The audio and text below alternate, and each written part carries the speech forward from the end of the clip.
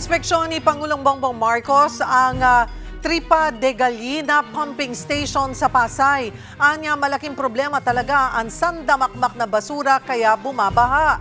Kaugnay niyan, magbabalita si Maricel Halili. Mase, ano pang sinabi dyan ng Pangulo? Sharing, tama ka, katatapos lamang ng personal na pag-inspeksyon ni Pangulong Bongbong Marcos sa Tripa de Gallina pumping Pasay. Isa yan sa Manila.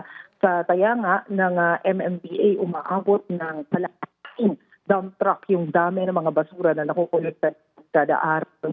Minsan rin yung pagpapump ng mga baha tuwing bumubuhos ng ulan. Ang sabi kanina ni Pangulong Bongbong Marcos, maayos naman daw ang malaking bulto ng baha. Mase, konting pihit lang, nagpuputol-putol ka, Mase?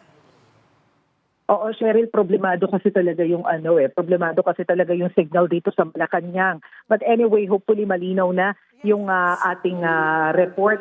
Ang sinasabi ni Pangulong Bongbong Marcos kanina, bagamat maayos naman daw yung operasyon dyan sa may pumping station sa Pasay, aminado siya na malaking problema pa rin talaga ang basura dito sa ating bansa. Kaya ang ipinupursigat rin nila ay yung waste to energy nang sa gayon ay mabawasan yung mga dinadala doon sa ating mga landfill. Pero kanina nabanggit niya na target nila na makapagdagdag ng 13 pumping station in and around Metro Manila. Sabi ni Pangulong Marcos, ang target nila maitayo yung 13 pumping station within the year o kaya early next year. Pakinggan natin yung naging pahayag ni Pangulong Bongbong Marcos.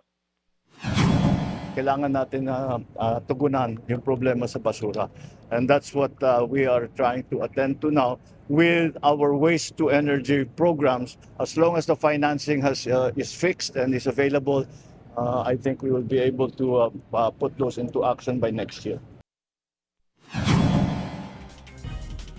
Cheryl, kanina, isa din doon sa mga sinilip ni Pangulong Marcos yung recycling facility dyan din sa may pumping station. Dyan daw dinadala yung mga nabubulok na mga prutas at saka yung mga basura mula doon sa wet market around Metro Manila.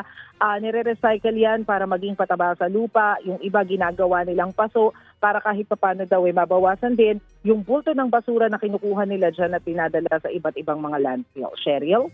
Maraming salamat, Maricel Halili.